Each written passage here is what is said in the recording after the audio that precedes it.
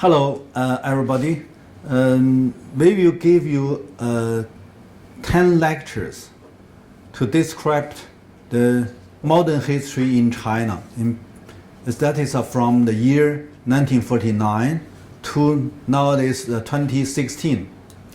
We summarize, we give this modern history as a kind of description into 10 crises. It's a cyclical crisis. It's because most of these developing countries have to facing the extremely challenge. It's extremely important challenge. That is how to implement the modernization by set up the industrialization. The industry need large amount of capital investments, but most of these developing countries, when they just set up their independent sovereignty, the extremely difficult is that no capital, the capital even zero. So how they choose the measures, the policies to do the capital accumulation or to absorb the foreign capital, whatever. Anyway, they need to have a kind of capital intensive construction for the industrialization. That is very difficult.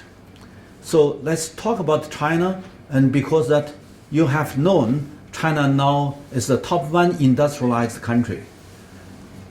This country now produce a lot of industrial products. Not only industrialization, but also that China in the 21st century, the first and 2 decades, has been the top one. I mean, if you calculate the total amount of the financial capital, China also be the top one country. So means that not only the industry, but also the financial, both of these two capital. Industrial is a physical capital. Financial capital is a kind of intangible capital. But anyway, both of these capitals, China now not only to be the top one of the world, but also have met very serious challenge, that's new challenge of oversupply. I mean the overproduction in the physical capital and the oversupply of the financial capital. So the capacity, I mean the financial capital capacity or industrial financial capacity all are excess, surplus. So that is we need to make you know that how these 68 years or 67 years, how the China now became from capital shortage to the capital surplus. So that is the lecture series. This lecture series organized by our global university that is founded by many different countries' scholars. I am one of them. I hope that our founders can contribute their research outcomes to our global university to strengthen our base, to make these multiple research outcomes contribute to all the audience that these who would like to know the new knowledge, to know the alternative knowledge, and not in these Cold War propaganda or ideology and whatever that is mainstream. So we are trying to give you more practical explanation and let you know what is a real experience and the real lessons. Okay, so let's start from the first lecture. We have a total 11 lectures, I mean, for this series. And the first one is a kind of summary. We are trying to give you a general introduction to the 10 cyclical economic crises of People's Republic of China from the year 1949 to 2016. Okay, let's start. Here with the part 1, I think that is extremely important because there is a kind of key mechanism, very important mechanism. What is that? Look at, if you do your comparative studies, you can find that most of these developing countries, even the poor country also want to set up the industries. But why that these countries did have some industry, but not industrialization? Industrialization means that you need to have a perfect structure of the industries, from the materials to the steel and the iron and then the processing and the machinery industries and the light industries and the chemical industries, whatever. You have a multiple structure industries, and then you can have a industrialization. If you only have a light industry or textile industry, or you only have some raw materials industries, it doesn't mean that you have set up industrialization.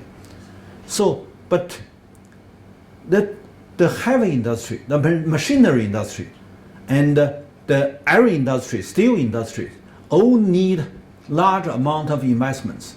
Means the capital investments to heavy industry, machinery industry is extremely important. But if you only have a light industry, textiles, you cannot set up the accumulation system. Means that not easy to accumulate the capital.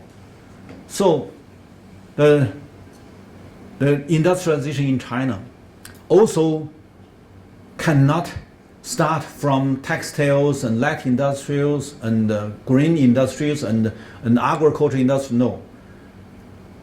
Originally, in the beginning of 1949, even earlier, in the 1940s, or even in the 1920s, we can see that several decades earlier, when Soviet Union, the Communist Party in Soviet Union, learned the Leninism and Stalinism, and then they believe this agriculture country. Even you have a revolutionary party, but this party is not the Communist Party, because you don't have the working class. You have no proletarian class, so you cannot set up any socialist revolution.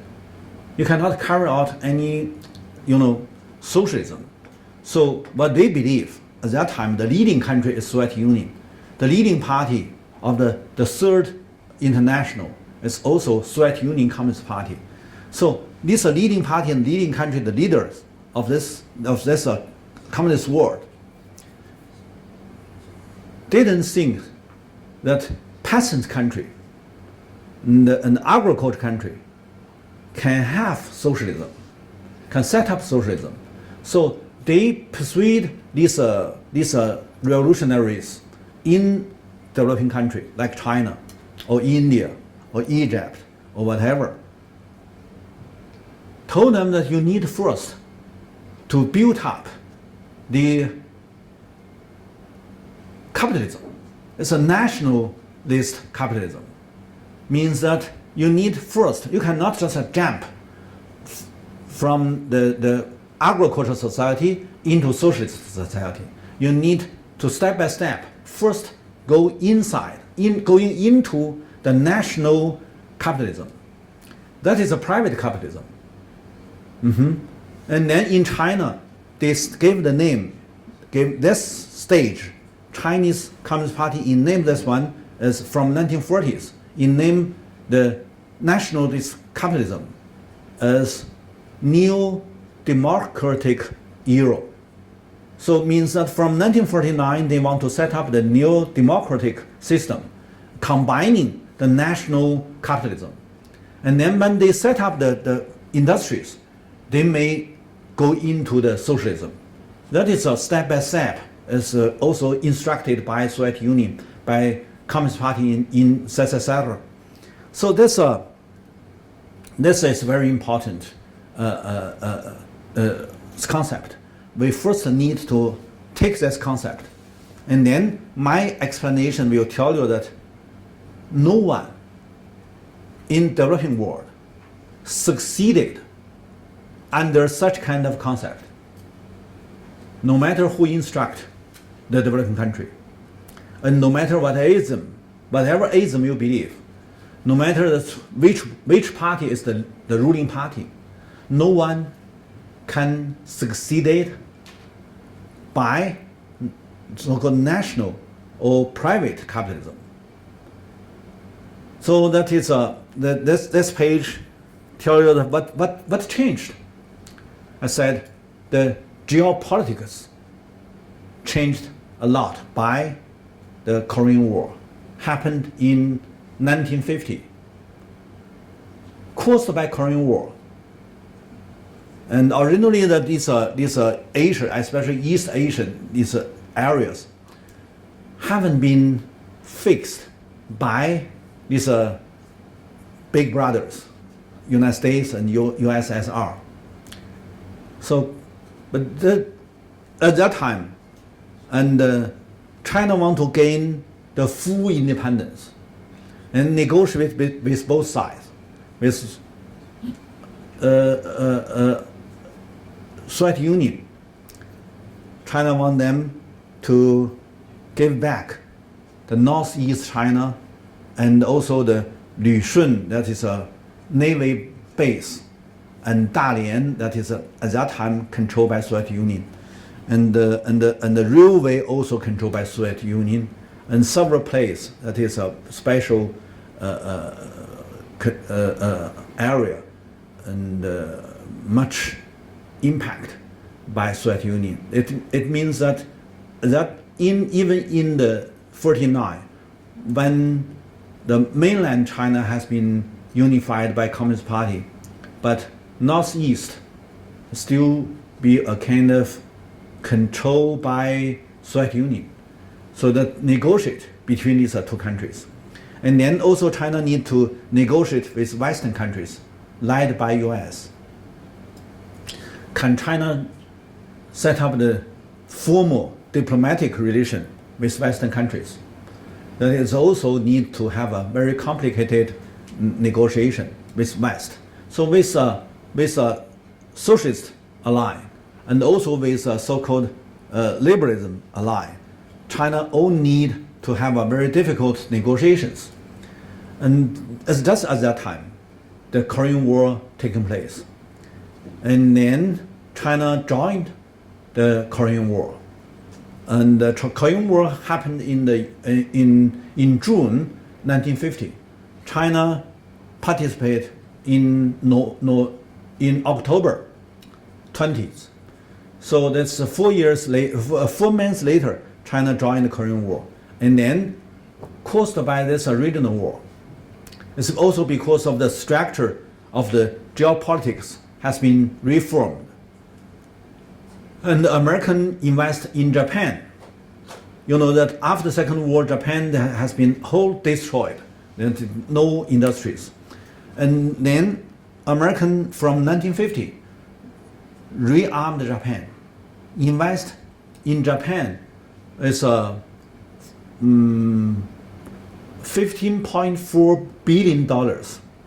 And Soviet Union started to invest into China, mainly at the northeast. Total amount is 5.4 trillion, means 1/3 of the total amount in Japan. So Japan re-industried more faster than China because Japan got the foreign investments 3 times than China got. And then both United States and Soviet Union all transfer these machinery industries because that's near to the Korean War, the battlefield, and then can supply these tank and the track and whatever these facilities. So caused by that, not by new democratic system or by private capital system, but by regional war. And American rearmed Japan, Soviet Union rearmed China, means that they all invest into the heavy industries, military industries. And then heavy industry, military industry means that they need more capital investments. So it's made Japan follow this trends. It's heavy industry, machinery industry, military industries, and then Japan is more easier to be a kind of military country. Even now it's controlled by United States, Japan cannot be very formally to regenerate its military power, but indeed all of the base has been set up.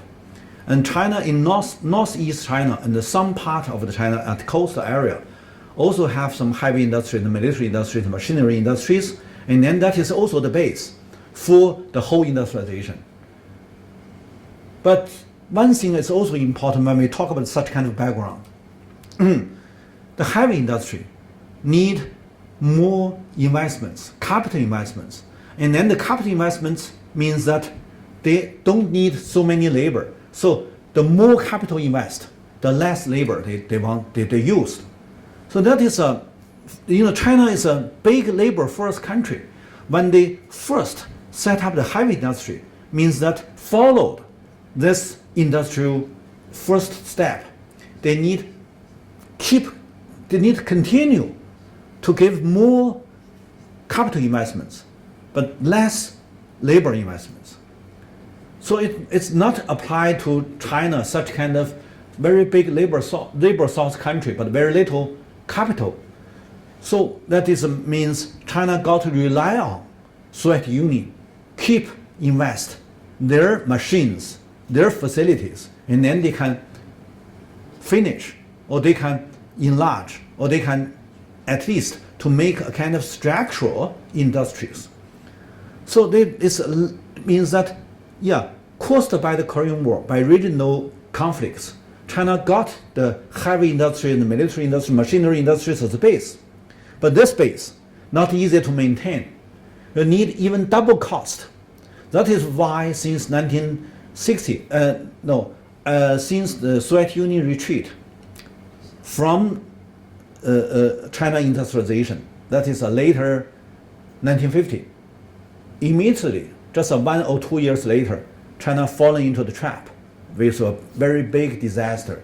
And then in the whole of the 1960s, China is very poor because no matter how much you did as a capital accumulation, you need to use all of this capital to maintain this Soviet Union left, this heavy industry. So it means that you need to pay double cost. The first cost, you need to pay all these debts, because when Soviet Union invests to China, all of these investments turn to the debts, and then you should pay back. That is from the 1960. And then you also need to have a capital to maintain the heavy industry. Means that you have a double cost. That is why 1960s, most of these Western countries were just look down at China, because at that time you need to concentrate all of your labor force to replace capital investments. It means that you use large number of labor to invest, because at that time you have no capital. So in the 60s and 70s, China used a large number of labor as a kind of factor to invest into the infrastructure constructions, including of this railway, this pavement road, and these factories, and these buildings, and the reservoirs, and irrigation systems, whatever. Most of these constructions mainly by invest labor. But labor need to concentrate, need to collect. You mean not single labor, not one household, even not hundreds of thousands. You need millions. So how you can make these labors concentrate by the state? That is also a big issue. So from the 1950s to 1960s to 1970s, these are 3 decades. That is a primitive accumulation for the industrial capital. And then China used the labor by the collective system. Collective system means that almost all the surplus labor, all organized by the people's commune system, and then invest into the infrastructure construction. And then this infrastructure construction also is a kind of domestic demand the heavy industries. So if you have no such kind of infrastructure construction, the tractor the trucks and the automobiles and whatever, they will have nowhere needs these are products. So the infrastructure construction need a lot of trucks, need a lot of automobile, need a lot of even the tractors, whatever. But these are all heavy industrial products. So then maintain the heavy industrial products, and then you improve your infrastructure construction, and then to make this irrigated land, arable land, irrigated from originally in 1950, that is less than 27%, and then increase to almost 50%. So by the infrastructure, China improved the basic situation in agriculture. But another side, they take too much surplus from agriculture. And then the agriculture not means agriculture with a low efficiency, means that the country, the state, take too much surplus from the agriculture. So that is make the agriculture take the big cost of the national industrialization. I hope you understand that such kind of geopolitical change make China and Japan, and after the Second World War, these are two countries can China is not Japan can re-industrialization. China can fund the basic industrialization. And then these are two countries both became industrial countries. China now may be the first industrial country, and US may be the second, and Germany may be the third, and Japan may be the first. But anyway, Japan is now still be a very important industrial country. So when we have our historical perspective to do the analysis, you may know first to understand what is the background. The background is after Second World War. Both of these US and the Soviet Union want to control this world. And then there's a regional war. And then the regional war make these two countries, China and Japan, near this regional war, got the chance to set up the basic industry. That is heavy industry, military industry, machinery industries. And then based on that, you can have a perfect industry. And then you can see that you have then industrialization. So that is why most of other developing countries, if they have no such kind of heavy industry investments, if just based on the textiles or light industries or commercial goods productions, they will be very slow or very little surplus can be put into the capital accumulation. So that they're short of the capital accumulation, short of the capital investments, no one can set up industries. So that is a basic knowledge we should first to take. Okay, so when we talk about this one, we also need to give you more description. After Second World War, because this war divided two allies, and then United States invest as a kind of swallow, two wings, invest in Japan, that is in Asia, and then also invest in West Europe to join the competition with the Soviet Union-led East European countries.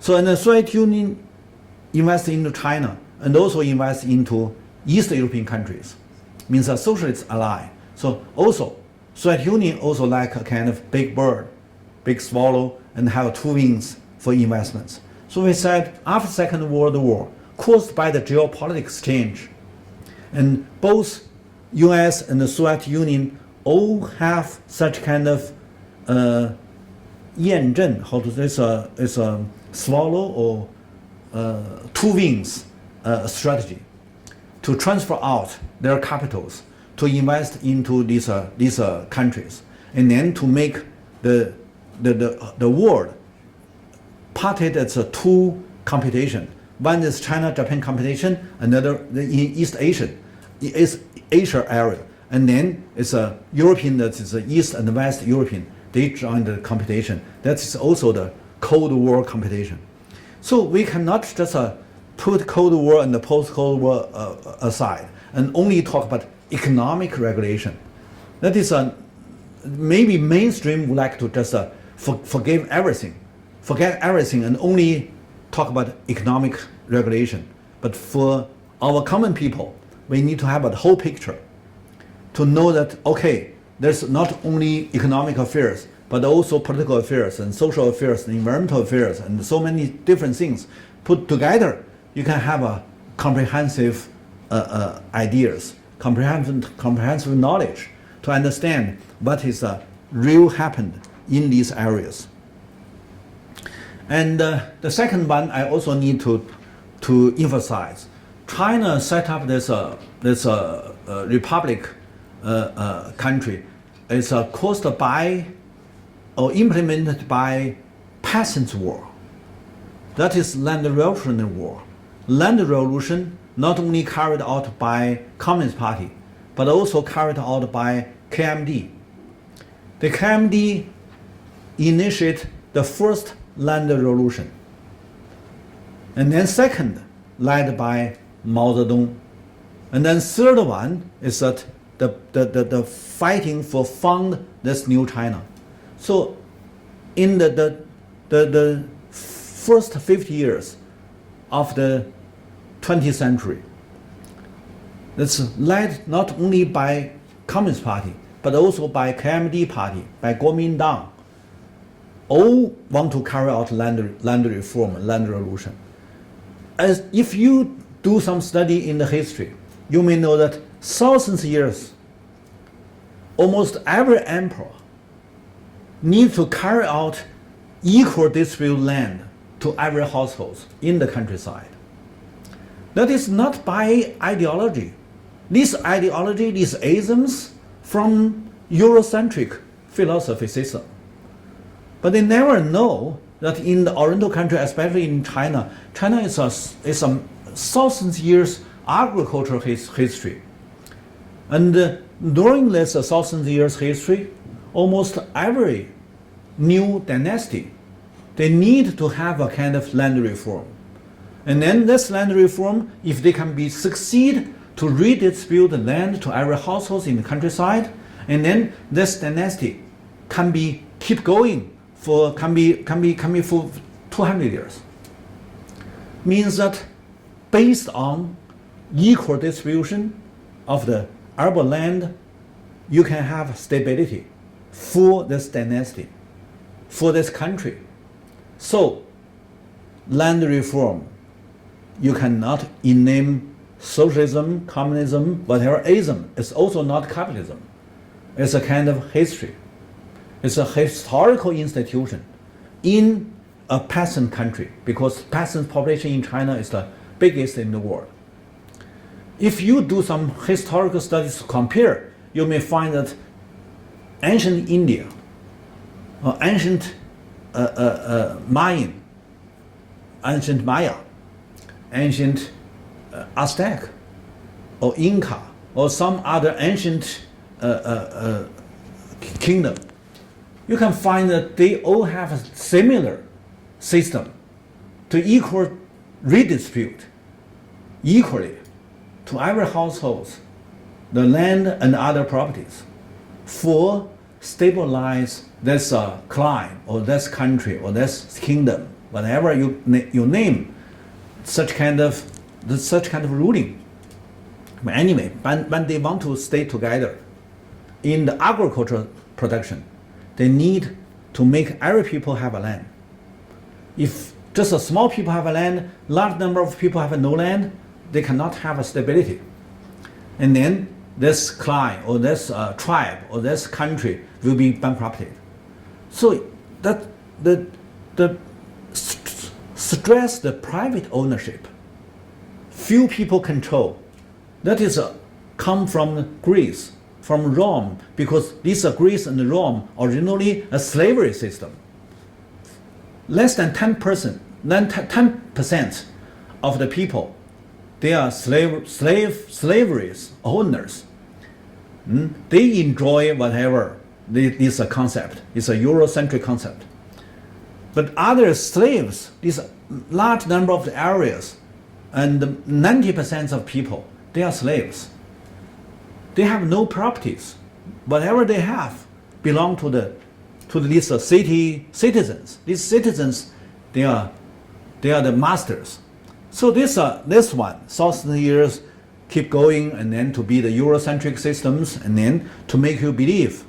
But in China, you need to have a kind of basic knowledge. Historically, the system is equal distributed land for every household, and then to maintain the people's livelihoods, maintain the country's stability. But such kind of system, small household farming system, cannot concentrate the surplus. So that is not apply to any capital intensive investments, not apply to any capital accumulation. Because when is the industrial capital want to take more surplus, they need to facing scattered millions small households agriculture. So one by one to take surplus, that will be big institutional cost. We said it's transition cost.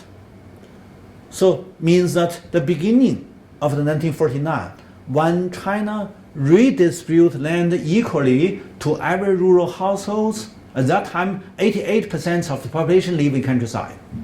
When all people join this land revolution, and then they can have a piece of land, it's good for their family survive, but not good for national industrializations. So no matter you are kind of capitalist industrialization or socialist industrialization, whatever ism, that is Western people, they create such kind of concept. When this concept come to Oriental countries, not applied. You need to know this basic knowledge. Anybody, no matter you are in name of any ism, when you're facing scattered, it's multi-functioned, small household farming, no way to take the surplus from them. That is very difficult. So one thing I said, you need a double cost to maintain the heavy industry and the machinery industries. Another side, when you're facing this scattered small multiple function household farming, you have no way to take the surplus. That is why most of these developing countries have a very difficult to carry out the industrialization, because they all have such kind of situation. Few people are landlord. And landlord also can, even landlord can take some surplus, but also small. You cannot use this small surplus for the capital accumulation for your industrialization. So these are two things we need to first to understand, and then they may be easy to know the following descriptions. So by the background description, we need to redefine the concept. The first is that we need to challenge 100 years, that is a centenary radical modernization in China, no matter it's a Qing dynasty or KMD governments or Communist Party's governments, and no matter it's a Mao Zedong or Deng Xiaoping or Jiang Zemin or whatever, who is the leader. Oh, now we should know that, we must know that all of them, the emperor or the KMD president or Communist Party's president, all the leaders want to carry out modernization. But when they all facing the challenge, as I mentioned just now, these are two key issues. They all facing the challenge of these two difficulties. And then they must be radical. So the radical modernization in China directly impact the institutions, the institutional transitions also. So what is the alternative? The alternative studies, if you are a scholar, alternative scholar, you need to carry out your study, special focus on such kind of radical modernization. And then you may have your creative, theoretically. So now we are trying to give a new concept. What is modernization? I said whatever isms. It means that it's a historical era of capital and its risk, both created in the cities, and then must cause cyclical crisis. Means that you concentrate all the capital in the cities, and then meanwhile, the risk combining the capital concentrate means that the risk also concentrated, also increased. So you increase the capital, you also increase the risk. And then the capital, you take the return. And then you don't pay the cost. And then this cost is the risk. And then risk grow up and then finally turn into the crisis. So that is why we have a cyclical crisis. This is the first concept we need to have. And then second, what is the capital? Whatever ownership, no matter it's a private ownership, it belongs to the capitalism, or public ownership belongs to the socialism, that is a ideological debate. If you put ideological debates aside, and then just think what is the core essential of this capital, you may know that the capital is the object of few interest group in engendering human alienation, which make money the regnant power for capitalizing human resources. Means that is a capital is a kind of alienation. Alienation means that they independent from human resources and from natural resources, and then turn back to take all of the surplus from human resources and natural resources and capitalize the human resources and the natural resources. That is a so-called capital. So no matter it's belong to the state or belong to the private, the same. Even belong to state also need to capitalization, to capitalize these resources and then to take the return. So that is in any country, that is the same phenomenon. And then let's look at the governments. Governments also a kind of alienation. There's a few politicians as a group, they enforce human and under their control. So that is a kind of alienation. And then they make the institutional regime become regnant power without justice or fairness. So no matter whatever nations, whatever regime, the governments need to rule the public. That is very clear. So means that any country, if you are just a common people, you're just a kind of citizen, you don't need to think of this governments as that stand on your side. The governments still be a kind of object. It's a alienation out of your human resources, your human societies. So we should know that no matter whatever you do as an institutional transition, you cannot make any governments to be a fairness, to be the justice. So the governments need to be observed, to be monitored by people. And then people need to organize themselves as a social organization, and then to give the critiques to any injustice and unfairness. Here, what is the institutional transition? When we talk about the governments, talk about the capital, we may know that whatever institutional transition is applied some interest group. Some interest group, that is the main interest group, with their government delegates, and then transfer out the cost for more gains by their regnant power. So the more they have from the institutional change, institutional transition, and then the more they give good comments, the positive comments to such kind of transition. If the less, they will dislike such kind of transition. So it means, but it also means the more they gain, the more cost they transfer out, not only to the low class, to the marginalized population, but also transfer out to these transfer to the natural resources. That is why there is so many environmental disasters and many resources disasters. That's because of too much cost transfer out by so-called institutional transitions. So remember, institutional transition always be taken by the main interest group, not by the mass, not by this marginalized population, also cannot be raised up by natural resources because they are silenced, they don't have the sound.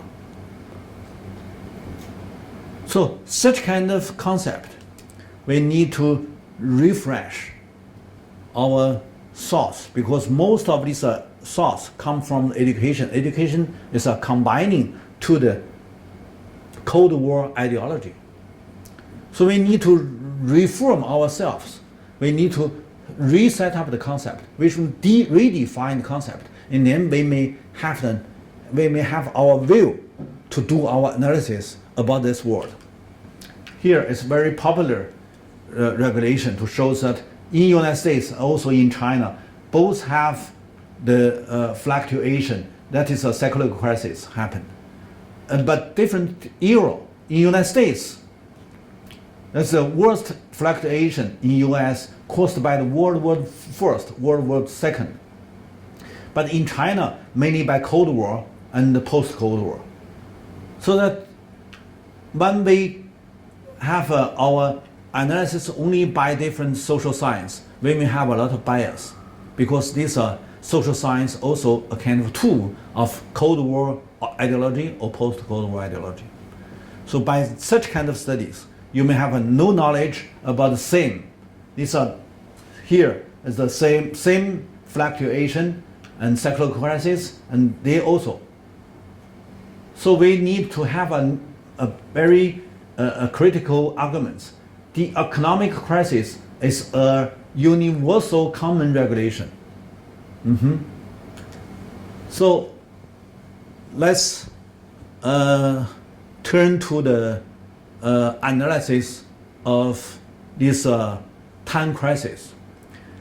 I take this first crisis in 49 as a very independent analysis, not put the inside of with others, because this one is very special. As you can look at this description. A new starting point or the old pattern going on. That is a question to the first crisis.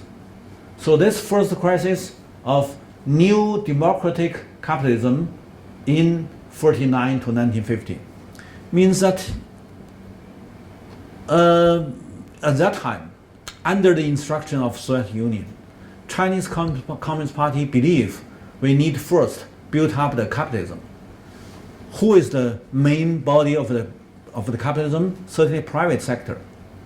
So at that time they encourage the private capitalists to develop themselves, but all failed. There are several reasons of the private capitalist failed. First is a worsening and worsening inflation. But inflation not by new country. The inflation is caused by the reform carried out by KMT governments. Means originally in 2030s, when KMT governments gain the high growth, there is a very bad impact from 29 to 33 Western countries overproduction crisis. This is a worldwide influence. So in 1930s, old China at that time is an annual 8.4 growth.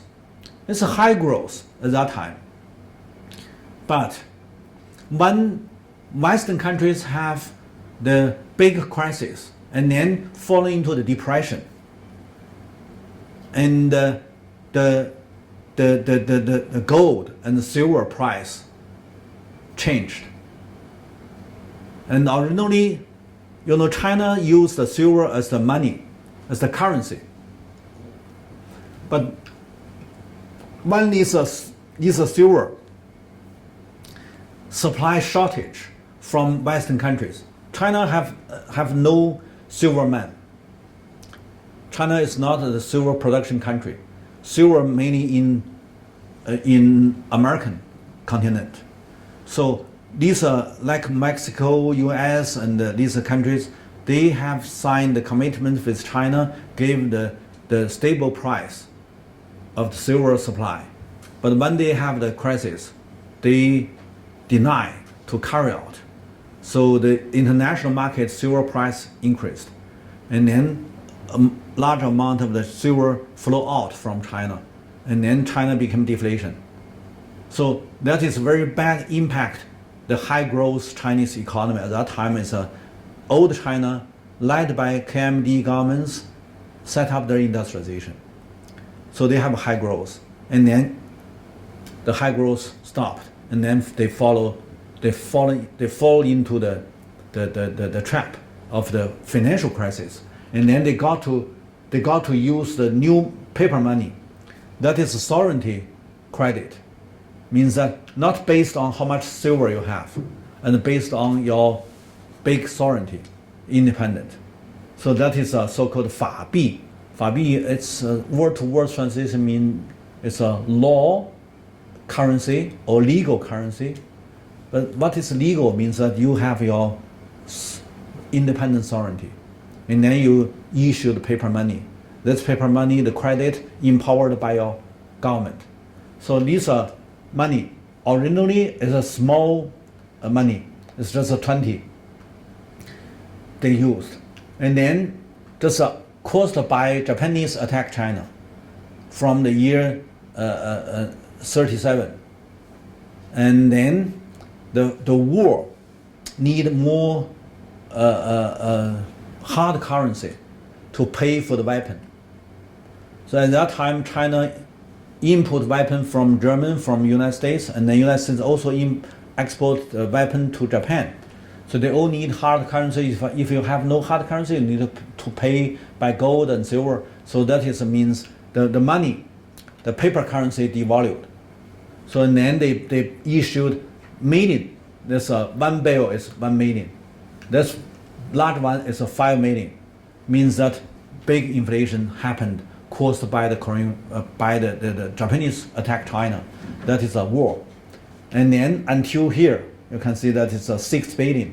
6 billion, one bill. And then here they wrote can convert to 10,000 golden dollar bill. Means that 10 years later, from 1937, started high inflation. And then until 48, before KMD government's collapse, they are trying to have a kind of financial reform again. They borrowed American dollar because American in the late 1944, American guarantee the American bill, the dollar, can maintain the same convert rate with the gold. So at that time, dollar is a kind of gold bill. And then the Chinese KMD governments borrowed American dollar as the base to issue the same, as the exchange rate is fixed, and then convertible rate is fixed, and then they issue the same amount of the paper currency. But this paper currency cannot maintain the volume, and then large decreased, and then high inflation. So from the 48 to 49, the financial system collapsed, and then they have no fiscal system, and then nobody can give the money to the military force. And then at that time, 80% or more than 80% of the government's expense invest into the military, into the war. So when the financial system collapsed, certainly military, modernized military need every day, every second to have investments. So caused by the financial system collapse, military system also followed collapse. So they cannot fight, so they just escaped to Taiwan Island. Means the high inflation made by 2 times financial reform, and also made by Japanese attack China by Second World War. So as a developing country, KMD governments did the efforts, but failed. If you just apply to these ideological studies, you may think that, okay, one is bad, one is good. But for our analysis, my team, we never give the comments of bad or good. We just say that what happened. We just say that this one, in 1920 to 1940s, did their efforts, but failed. And failed not only by the war, but also by their reform. This reform, joined by United States, means that they do invite these American scholars and American government officials to come to China to help them to make design, how to implement the financial reform. But in that time, from 20s to 40s, these are 3 decades, all reform failed.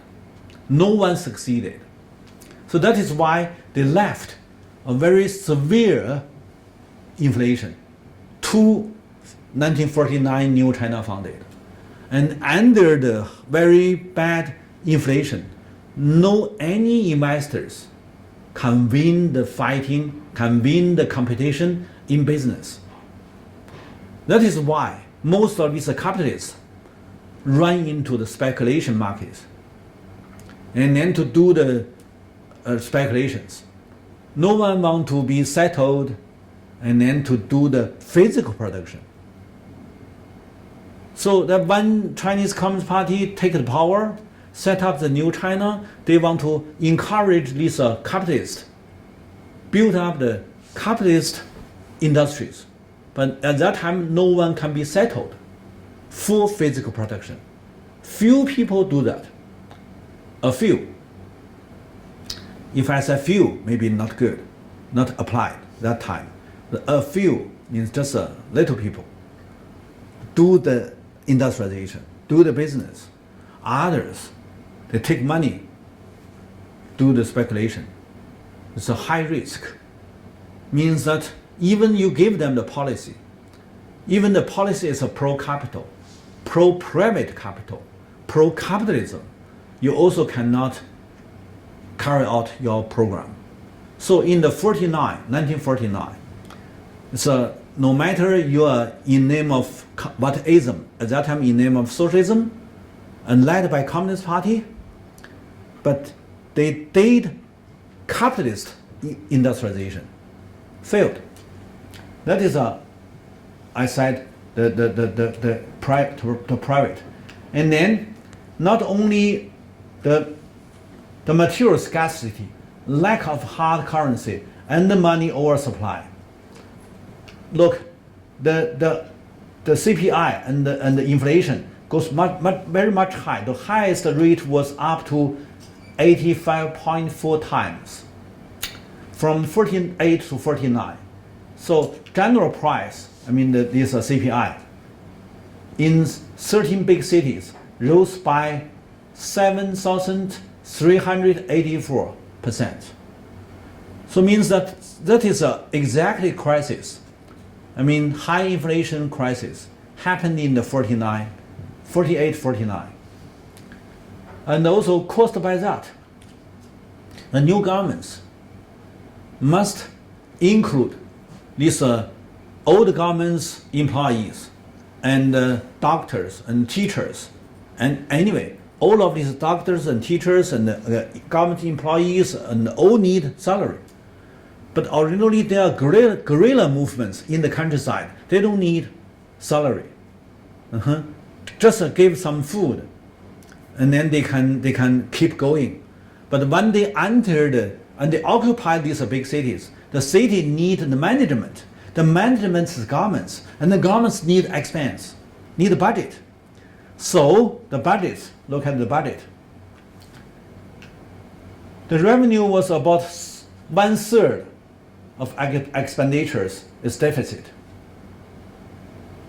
No. Revenue just 1/3 of the expenditure means that more than two-thirds are deficit. Just 1/3 can be taken by revenue. So means that at that time, the physical system also very big disaster, also the crisis. So financial, that is a high inflation. And the physical system, same. So means that the Communist Party set up the governments, but they're facing the challenge as the old governments. So can they go along as capitalism? That is the question. Going where? Going to the socialism? No way. Because you don't have the working class. At that time, the workers, even small peddler, or even the blacksmiths or carpenter, they all can calculate into the workers class. The whole of them is less than 5%. So you cannot set up any socialist revolution because you have no working class. So socialism, in the beginning of this new China founded, is not applied, no precondition. And go back to the capitalism, like KMD governments, yes, it's the way, but failed, because that these capitalists cannot do business, especially cannot invest into the physical production. So, how can solve the problem? By whom? I said, by peasant. You cannot imagine. It's a big crisis, high inflation. How the inflation can be solved by the peasants? Look, here. The land revolution make all of this, the peasants' population 88%. And means that it's almost 90% of population mobilized to join the land reform because they all need land. Some rich peasants lose land. Some poor peasants take land.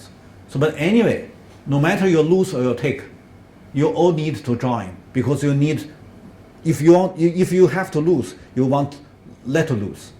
If you want to take, you want more take, yes? So they all mobilized to join the land reform. So it means that almost whole people, including the women. So I said there's a very big success in China, more than other countries, is that the female fully liberalism. So in China, from that time, from 1949, 1950, by land revolution, from that time, no women, when they married, changed their family name. But in Hong Kong or in other countries, even in these advanced countries, they all need to change their name, to give name by their husband. Even they divorced, they still have the husband name. It's fair or not fair? You can do your judgment. But in China, from that time, the whole women liberalized, independent. They have their own name, never change. And even in that time, they want the children give name by wife, not by husband. So we have so many young people in name of the wife, not in name of husband family. So that is big change.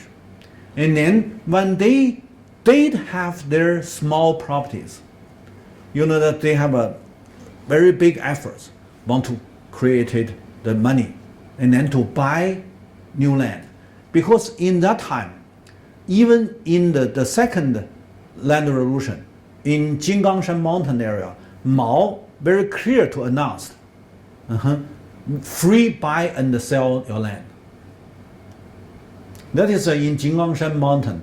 When they have such kind of Hunan and Jiangxi, this land revolution, they said, when we distribute land, and no change. You have a new family members, okay, we don't redistribute. If you aging people gone, we also not take land back. So you free buy and sell. It's a free market. So it's, at that time when Mao led the second land revolution, they believe the market, free market, is a good system. And then when they have a 1950 finish this land reform, they also believe that, okay, free market. And because in the cities, they also believe free market. You can buy and sell, you can do your business, and then you can invest into the industries and the physical productions. Whatever you can do, that is capitalism. They believe capitalism. But this one, if the peasants want to take more money to buy land, means that, okay, this new governments issue these paper currencies, large amount taken by peasants. More than 70% taken by the peasants when they just take the land. They want to buy new land. So they think, okay, I sell more. So that is the first year of 1950s. The government's easier to take more agricultural surplus because the peasants all want to sell the agricultural products and then to have money back for the accumulation. And then maybe several years later they can buy land. So when one side is high inflation, you need to supply more food, more grain, more cotton things and whatever. You need to supply the products to the markets and then to make the inflation decreased, to make them down, and contributed by the peasants. And then when you issued more paper money, the currencies, and then to strong this inflation, no one can solve the problem. But peasants need these currencies, so they take the currencies to the countryside. It's good for the governments because governments can issue more paper currencies, and they pay taken by the peasants. So the inflation decrease, not by so-called macro measures, but by peasants. So means the land revolution revenue is much bigger than the old capitalist crisis, and also bigger than the new capitalist crisis. So democratic system, you said, is neo-democratic system based on the infrastructure economy, that's capitalism. Okay, it's all created inflation, speculations, high risks, but finally stabilized by land erosion. So that is why we need to give you more description about this, how China founded in 1949 and then facing the challenge of high inflation and a very bad situation and how it solved the problem. You can see that there is a big issue. It's a very critical problems. But you will not understand by traditional production. That is a peasant society. But I said that peasants do the redistribution. Before that, I special mentioned that historically, thousands of years, not by the socialism, by the emperors, they all do the redistribution to the and then all have a 200 years stability.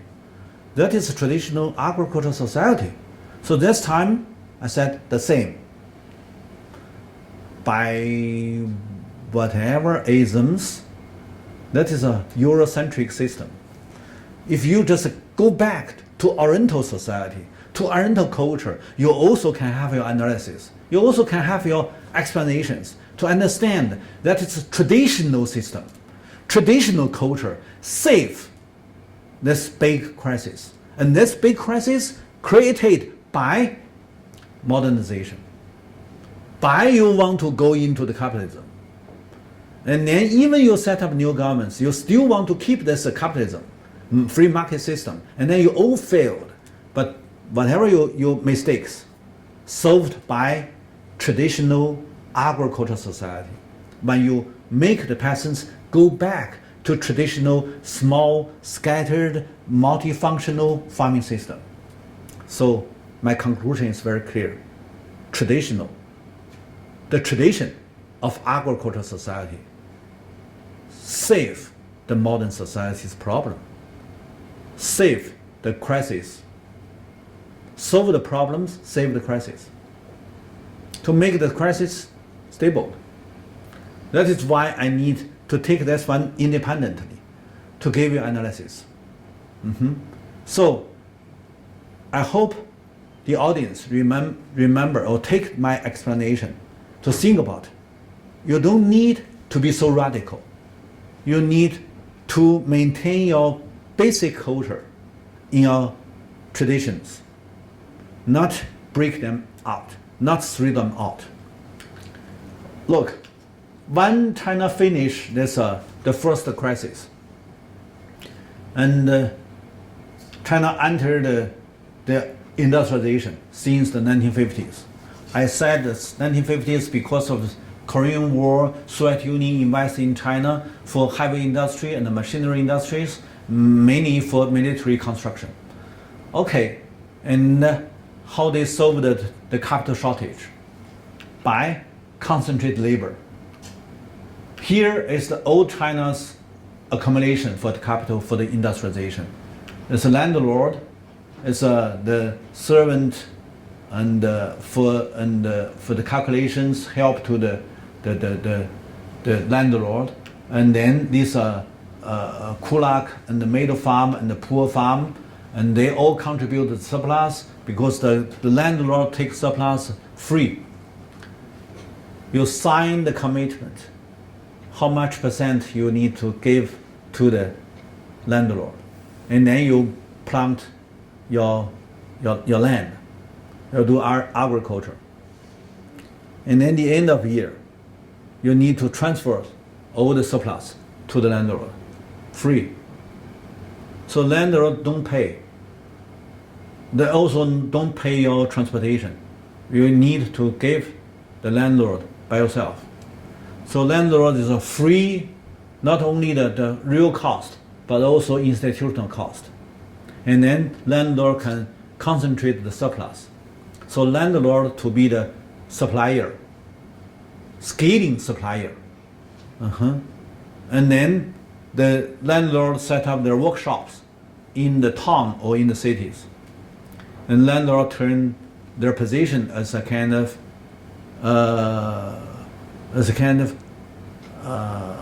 half landlord, half capitalist, because they own a lot of workshops. So that's why from 1920 to 1930s, when China stable, not so many fightings, and then the capitalist growth, industrials and commerce grows very fast in 20s and 30s. I just mentioned annually 8.4%, high growth. Similar as nowadays India, they also can gain 7% GDP growth annually. If just a stable, no border fighting, no conflicts, the people do some business and then they can have a somehow high growth. In the 1920s, 1930s, the same. So that's blocked by global crisis, not only by the local conflicts. But in New China, led by Communist Party, also caused by the land reform, the people has been fully mobilized. And then they can join the cooperatives and join the collectives and then join the people's commune. So easier to organize this labor, also free. Remember, the landlord can free have the agricultural surplus, but New China can free have the labor. It's easy to understand because I'm personally practiced. In the year 1968, I was educated youth from Beijing sent to the Shanxi mountain area to be a rural labor in agriculture. At that time, I was entitled as educated youth. And I was 17 years old, sent to countryside. My youngest brother, at that time only 15 years old, sent to countryside. We all the labor, we concentrated by the brigade by people's coming, and then to invest into the irrigation system, or to build up the dam, or to build up the system, whatever. So it means it's free, and because it's just you just gave the food, and we will be very glad to work in the construction field because you give me at least give me food. So that governments just take the surplus from agriculture and then concentrate the surplus and then distribute the food to every construction field, and then labor would like to join these constructions. And because more easier to mobilize labor because labor has been fully organized by people's commune. That is, I said, when you have no capital, you only can use labor, but labor need organization. So if you have no such kind of organization, renewal, you only make these peasants' households scattered, it'll be very difficult to build up any infrastructure construction program. So that is why I also need to mention how China recovered from this crisis. When the foreign capital retreat, any developing country, remember, we have done a lot of studies. Any developing country, if the foreign capital retreat, immediately fall into the trap. That is a crisis. No matter whatever isms you believe, no matter whoever can be the leader, you cannot solve the problem because no capital means no industries. No capital means no industries. No industries means no cash job. No cash job means large number of the unemployment. And then unemployment means that social conflicts. So you have a good will, you have a good thought, you have a good idea, you have a lot of ideology, you have propagandas, no use. Because crisis. So that is in Latin American countries, in South Asian countries, in the African countries, whatever you have, you believe. But if you cannot solve the problem like this one, when the capital retreat, when it's no capital, what you can do? You can do nothing. Because you have entered this special historical era that is industrialization, like China. From 1950, China entered industrialization, need more capital intensive investments. But when your investors gone, they don't want to invest because you don't want to follow him. And then what happened? You facing the challenge, not them. You fall in the trap, not them. So that is the big trouble. So China solved the trouble by collect most of this labor force to replace the zero capital because capital retreat. And then China maintained the industrialization. That is almost 3 decades. So these 3 decades, almost all Chinese were heroes because they contribute a lot and then they take back almost nothing. By these 3 decades contribution, even free contribution, by all of these labors, China built up a big industry capital. Industrial capital now need to belong to whole people, not belong to small group. That is a fairness, because they paid.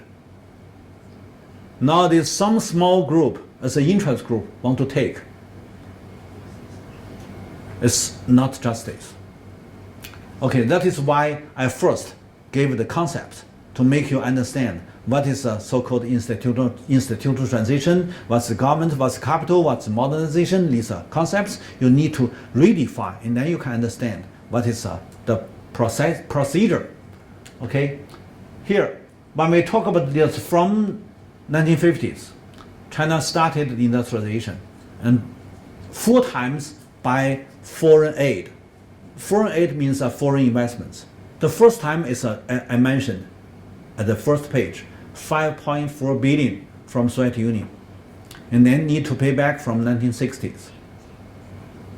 And one foreign investments aroused 2 times crisis.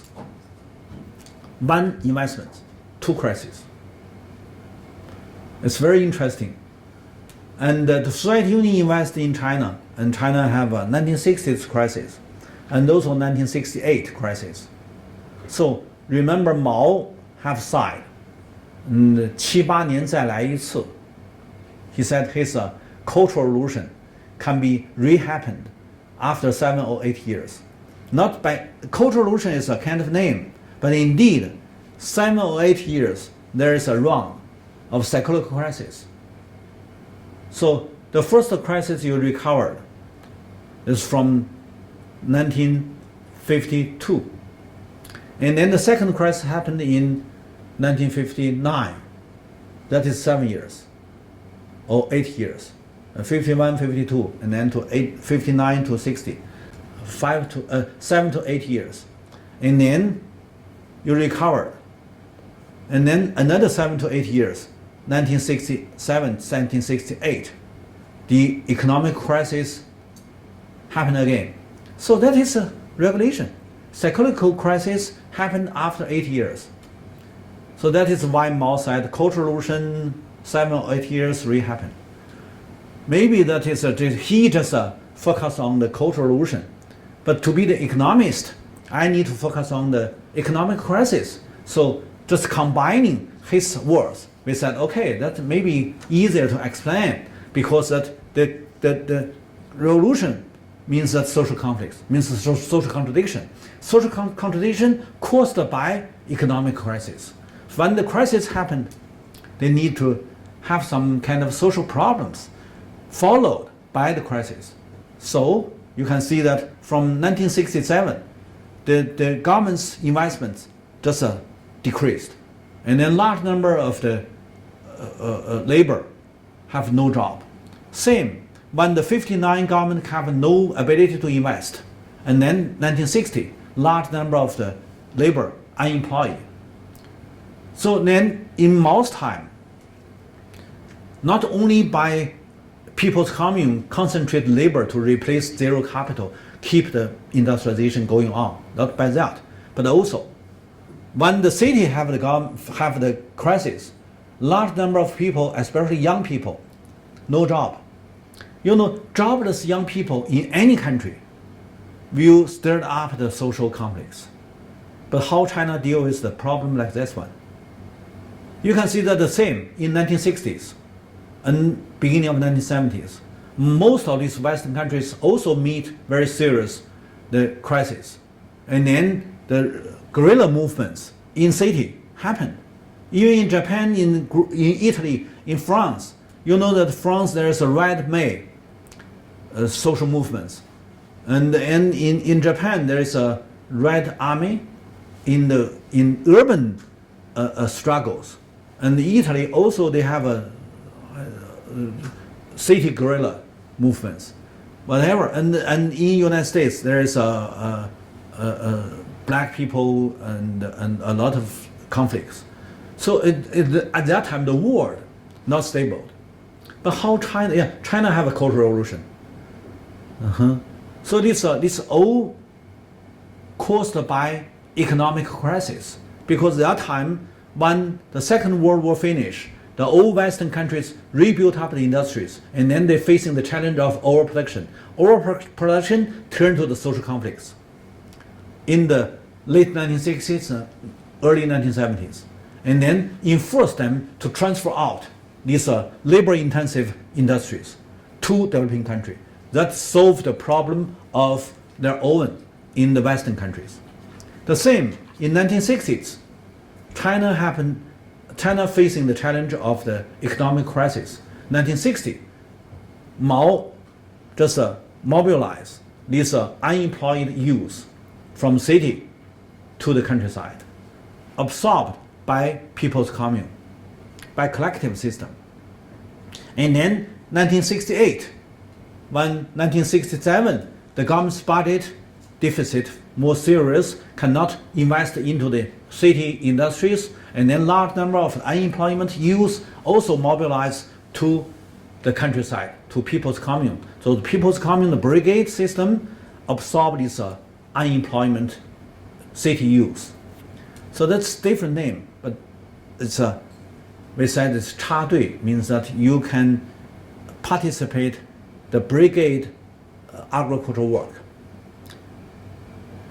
I think that is very important to understand how China set up their industrialization, because the cost, the crisis happened means that the cost burst out.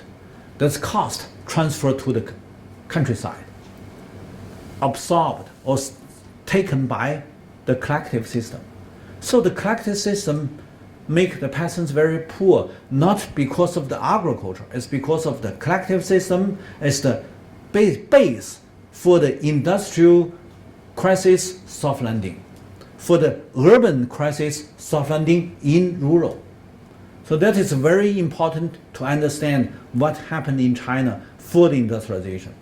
Okay, I will try to accelerate my speak and then to give you a break. Here, from the 1971, Mao Zedong and Zhou Enlai joined together to make President Nixon come to China to rebuild up the formal diplomatic relation with China. Before that, Nixon said that gave a big gift to Mao.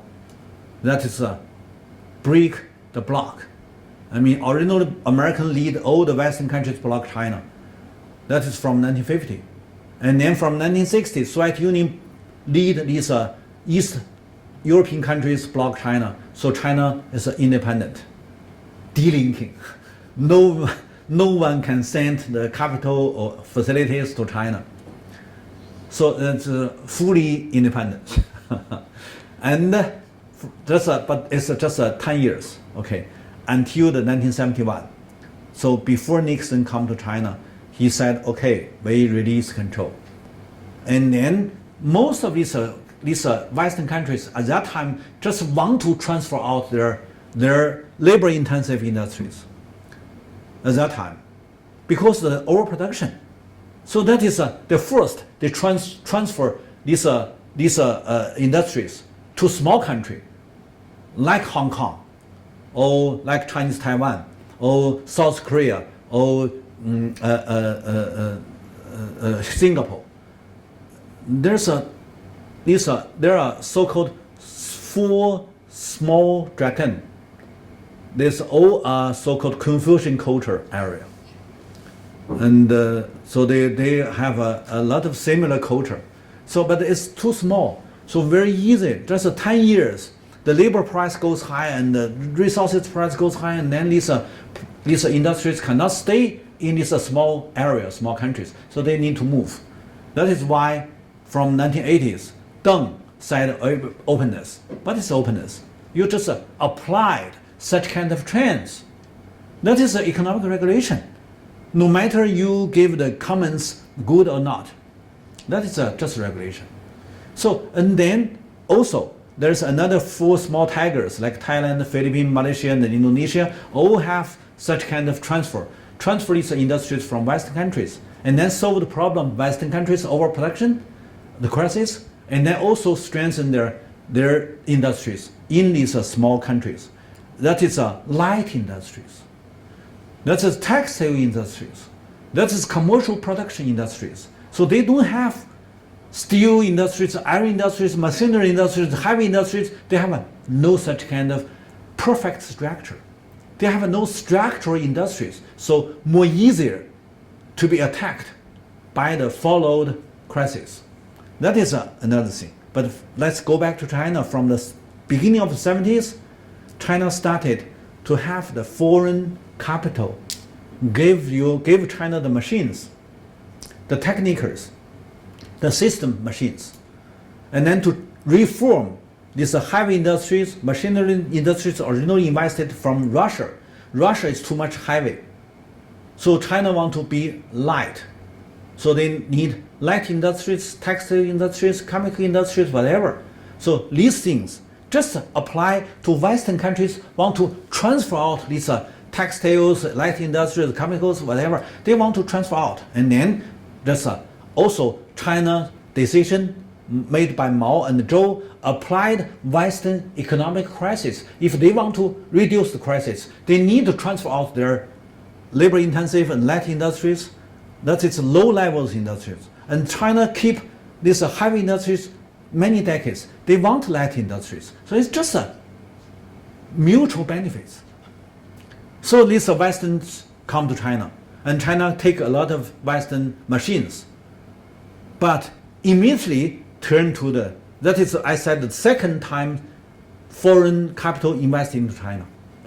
Then immediately turn to the foreign debts. Foreign debts immediately turn to the fiscal deficit.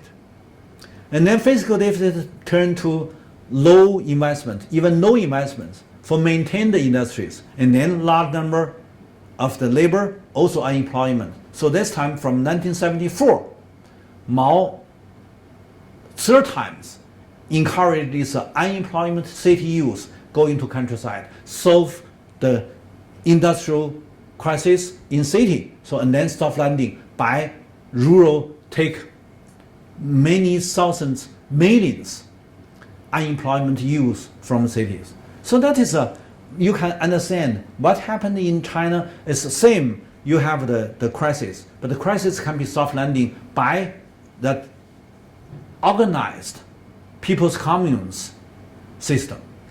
That is that. And then here from 1980s to 1990s, and the China more open because that every time you take these Western countries facilities, machines as a foreign aid or as a foreign capital, these foreign capital all turn to the debts. So China at that time, same as most of these developing countries, debts increased more and more heavy. So a lot of developing countries failed. It's because they cannot pay back the debts. But at that time, China also have a very interesting phenomenon. This time, rural save the urban. Rescue the urban. By what? Because of the too much cost taken by the people's commune, and then too much surplus taken by the urban industries, and then people's commune system cannot stand. And then later, and also peasants become poor and poor. You transfer too much youth, unemployed youth to the countryside. They all need to share the profit from peasants. And then peasants became poor. And then late 1970s, peasants dismissed the people's commune. And also caused by Deng Xiaoping, and also caused by one objective reason, that is the population increased. So 1950s, you equal this land to every household in the countryside. That is a land reform. And then in 1980, the same. So Mao did one land reform. Deng Xiaoping did second land reform. Equal distribute land to every household in the countryside. Same. Nothing difference. This time in name of land reform. The second time in name of rural reform. But the systematic change the same. And then this time, when rural people retaking the land, they all do very hard work. And then they have surplus, more surplus. And also they change their structure. Originally they mainly plant the grain. Now they plant a lot of vegetable and the fruit, and then more animal husbandry and so and so. So there are booming rural economy. And then they have a more cash income. And then they buy a lot of commercial goods. That is to solve the problem of the crisis. So the late 1970s, early 1980s, you have a very severe crisis. And then solved also by peasants. Peasants at that time, 85% of the population. If every people want to buy some commercial goods, certainly that is a local demand. So domestic demand solve your crisis by the 1980s. But the problem is that they want to buy too much. And then the inflation really happened. Originally in 1970s, no inflation. But from the beginning of the 1980s, because peasants, it's a big population, they want to buy too much commercial goods. Okay, inflation. A little bit increased annually. And then, big increase in the mid 1980s. So inflation crisis happened again. And also the local people want to buy a lot of commercial goods, so the governments can issue more paper currencies. So the same situation happened when you take the measure to redistribute land to every household, to rural people. So the traditional peasant system, second times, rescue the industrial crisis in urban area. And another phenomenon also very important. You may know that large number of the rural labor released themselves, liberalized themselves, and then they started to set up the rural industries. Many workshops built up in the village. The total, finally, 10 years later, you can see that you cannot very exact to calculate, but we said 20 million or 27 millions rural workshops and the small factories, the small business, total amount, so 27 million.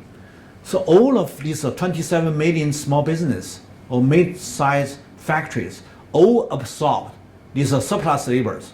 Means surplus labor in the countryside, not solved by the governments, not solved by the urban industries, but by rural industrialization, by rural people themselves. And they built up their workshop, their factory in countryside. It's very low cost because they occupy land, no pay, free. So the land is if you are in urban, you want to build up the factory, you need first pay 1/3 of the total cost to buy land. But you've built in your own village, no pay, free, if in name of collective ownership. Because the returns come back equal distribute to every rural people. So they would like to give you land if you can set up the factory. And then the labor, okay, they can have a labor credit. They don't need to you pay cash because at the end of the year, they have the annual distribution from the collective. How many labor credit they have. So they can go to the workshop to do the industry work. Industrial work is doubled, even several times bigger income than the peasants. But the peasants only need a peasant's income. So it means a large of labor surplus taken by the factory. So labor also next to be the free, but not free. You pay them the labor credit. But it means that you don't need to pay man's salary. You pay annually. And also buy some agricultural products. You don't need to pay the cash. At that time, cash is shortage. Capital is still be shortage. So how the rural people solve the problem? By rural method.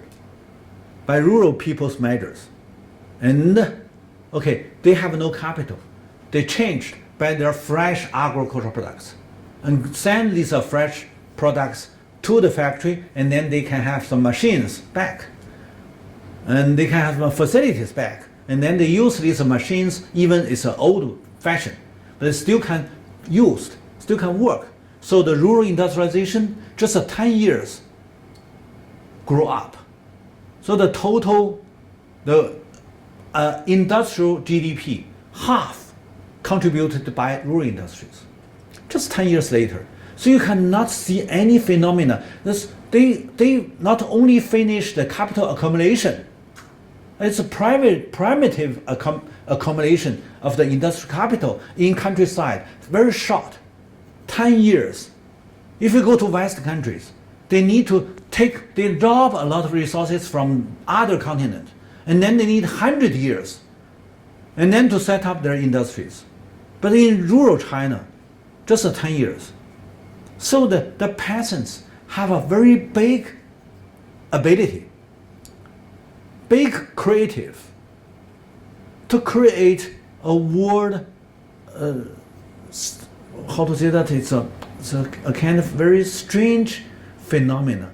Nobody can do that by Chinese peasants. So this is not only the primitive accumulation, but also they have a lot of new creative in the institutions. Means equal share. All peasants in the village have equal share, and then equal distribution. That is created by rural people, and that is socialism. You can go back to 2,000 years, come to the Confucian. Confucian 2,000 years ago has told you you need to have an equal distribution. So it's described by Western scholars. They always think that it's the Western thought. But in China, we have said, okay, not from Marx, it's from Confucian. And such kind of phenomena also continued for many thousand years. So when we talk about this, I said, okay, in the 1980s, crisis increased. Also, the new growth also increased. That is mainly created by mass, by people, not by some single politician or by some people too much advice and have a long version and so on. Yeah, maybe, but mainly contribute by mass, by people. So that is in 1980s. But it's also the problem. Nowadays, even in China or overseas, few scholars and politicians, when they talk about China reform, few people talk about 1980s. Few people talk about people's created a lot of big success. They much emphasize 1990s because 1990s, China accessed WTO, accessed globalization. They merged to globalization until the 2001 China accessed WTO. So the 1990s, China accelerated globalization and then created another kinds of the crisis. So when we talk about 1980s, we may know that there is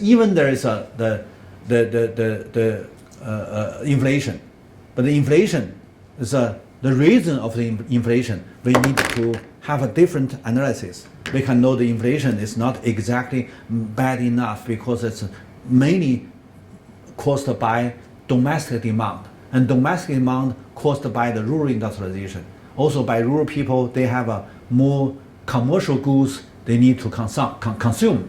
So these are things in 1980s. It's very interesting. We need to do more deepened studies and then to describe what is a good performance, what is a bad lessons. And then 1990s, that is different because from 1990s, mid-1990s to now, that we can see the first times FDI and accelerating globalization with 3 times of crisis. I mean, 3 crises is all are imported deflation or inflation. Then in 1998, the deflation turned into the overproduction, and imported inflation in 2008. That's 10 years later, deflation turned to the inflation, and the overproduction turned to the high growth. But finally, the imported financial crisis turned into the second overproduction in 2015. That is nowadays. And also to make China to have a kind of financialization, to accelerate originally these 5 decades to accelerate the industrialization, and then these 2 decades to accelerate the financialization. And that is why I said the first page, China now became the top 1 country with largest industrial capacity and largest financial capital. Okay, let's have a break.